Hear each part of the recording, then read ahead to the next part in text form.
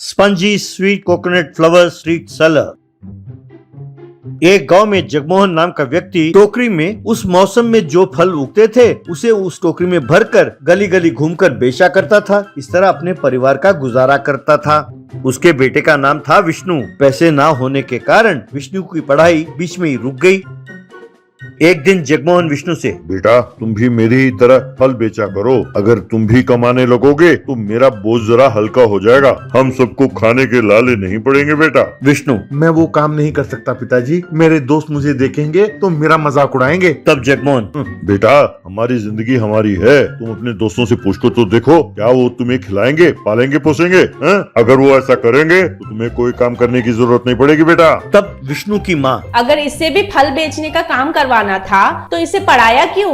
यूं कहा गुस्से में। तब जगमोहन, अरे भगवान, उस वक्त मेरे शरीर में ताकत थी कि मैं 4 जगह घूमूं और 4 काम करूं। अब मुझ में इतनी हिम्मत नहीं रही। तब उसकी पत्नी, ठीक है, लेकिन तुम उसे अपने काम में मत लगाओ। मैं जिस घर में बर्तन धोती हूँ वो आयुर्वेदिक डॉक्टर हैं। मैं उनसे गुजारिश करूंगी कि इसे अपने वैद्यशाला में कंपाउंडर की काम दे दे। अगर ये वहाँ लग गया तो तुमसे भी ज्यादा कमाएगा और अपने दोस्तों में इसकी इज्जत भी बनी रहेगी। विष्णु, हाँ पिताजी, मैं वहाँ जाकर उनसे काम सीखूंगा पिताजी। तब जगमोहन, ठीक है, तुम लोगों की मर्जी, जो करना है करो। ऐसा कहा चिढ़कर। इस तरह विष्णु देवो भवा भटनागर के पास काम में लग गया। वहाँ पर वैद्य जी का काम करते हुए वो ध्यान से सुनने लगा कि वो मरीजों के साथ कैसे बात करते हैं। एक दिन सवेरे सवेरे 2 मरीज वैद्य जी का इंतजार कर रहे थे। तब वैद्य जी, जरा रुकिए, मैं भगवान को एक नारियल का भेंट चढ़ाकर आपसे आकर मिलता हूँ। कहकर उसने भगवान के तस्वीर के सामने नारियल फोड़ा। फिर नारियल के टुकड़े लेकर आया और विष्णु को देते हुए, विष्णु, इन नारियल के छोटे छोटे टुकड़े करो और इन मरीजों में भी बांट दो। ऐसा कहा। तभी एक मरीज की नजर नारियल के एक हिस्से पर पड़ी। उसने देखकर वैद्य से कहा, वैद्य जी, आपके नारियल में एक फूल निकल आया है। आप वाकई खुशकिस्मत हैं। आज आप जो भी काम करेंगे उसमें आप विजयी रहेंगे। तब वैद्य, भाई ये तो बस एक विश्वास है, लेकिन हाँ, इस नारियल के फूल में कई बीमारियों को ठीक करने के गुण हैं। एक बहुत बढ़िया औषधि है। इसे खाएंगे तो कई बीमारियों का निवारण हो जाता है। पर हाँ, बहुत कम नारियल में ऐसे फूल निकलते हैं। ये केवल पुराने पेड़ पर लगने वाले नारियल में दिखते हैं। और हाँ, इसका दाम भी ज्यादा होता है। इसे बेचने पर बहुत पैसे मिलते हैं।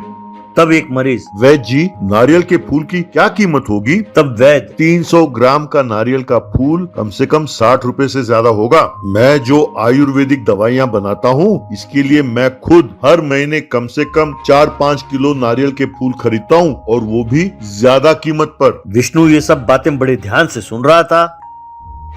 बाद में विष्णु अपने पिताजी से, बापू, तुम गर्मी के मौसम में पंडरीनाथ जी के बाग से नारियल खरीदकर नारियल पानी बेचते रहते हो ना? मैं भी वो बेचना चाहता हूँ। तुम कहोगे तो पंडरीनाथ जी बिना एडवांस लिए नारियल देंगे ना मुझे? तब जगमोहन, क्या हुआ बेटे, कंपाउंडर की नौकरी से ऊब गए क्या? ठीक है, मैं पंडरीनाथ जी से कहूँगा और तुम्हें जितने नारियल चाहिए होंगे दिला दूंगा। चलो चलते हैं।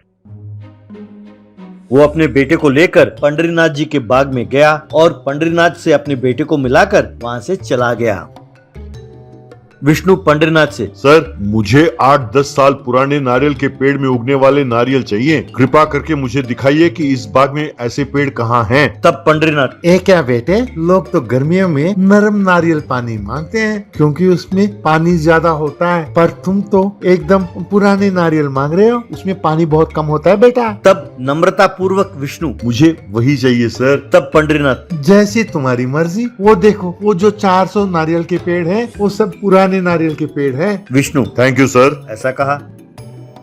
विष्णु ने जितने नारियल खरीदे उनमें ज्यादातर नारियल में फूल निकले। विष्णु ने सारे फूलों को इकट्ठा किया, उसे एक ठेले में रखकर गली गली बेचने लगा। नारियल के फूल ले लो, नारियल के फूल, सेहत के लिए बढ़िया नारियल के फूल ले लो, कहकर गली गली घूमता हुआ नारियल के फूल बेचने लगा। लोग उसके ठेले को घेर कर खड़े हो गए। एक आदमी, भाई सुना है कि नारियल के फूल को घर में ले जाकर रखोगे तो घर के लिए बहुत बढ़िया है, शुभ होता है। मेरी नानी ने कहा था, क्योंकि ये बहुत स्वादिष्ट होता है। खाने के बाद काफी देर तक पेट में एकदम ठंडक पहुंचती है। दूसरा व्यक्ति, अरे इसका सब्जी बना के खाओ, बहुत स्वादिष्ट होता है। यूं सब आपस में बात करते हुए नारियल के फूल खरीद कर ले जाने लगे।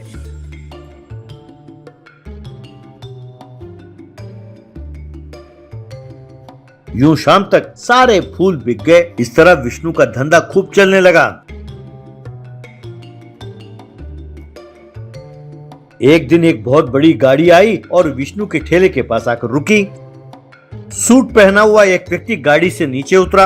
वो आदमी, my God, so many coconut sprouts. बेटा, मैं फाइटोफार्मा कंपनी का मालिक हूँ। हम इतने सारे कोकोनट स्प्राउट्स जमा कर नहीं पाते। हम जो इम्यूनिटी बूस्टर दवाई बनाते हैं उसके लिए हमें कई टन कोकोनट स्प्राउट्स की जरूरत पड़ती है। अगर तुम हमें हर महीने कम से कम 100 किलो कोकोनट स्प्राउट्स दोगे तो मैं तुम्हें बहुत बढ़िया कॉन्ट्रैक्ट दूंगा। मैं तुम्हें एक नारियल फूल का 150 रुपए दूंगा। तब विष्णु बहुत खुश हुआ और कहने लगा, sure sir, I will supply. यूं एक साल बीत गया।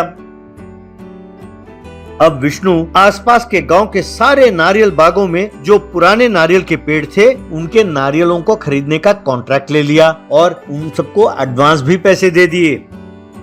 बहुत जल्द विष्णु ने एक नया घर खरीदा, गाड़ी भी खरीद ली। बेटे की इस उन्नति को देखकर माँ बाप बहुत खुश हुए।